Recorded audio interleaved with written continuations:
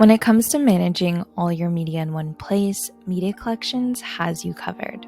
This makes it so easy for you and your team to easily find the content that you need. Here's some examples of how you can use Media Collections. You can categorize the different types of content that you have.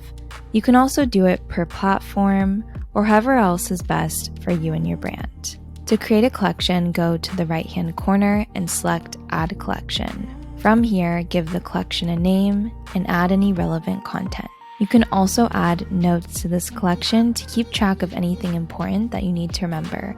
Use the Notes tool to add caption details to every post from this collection. You can do things like tag a supplier, photographer, or model.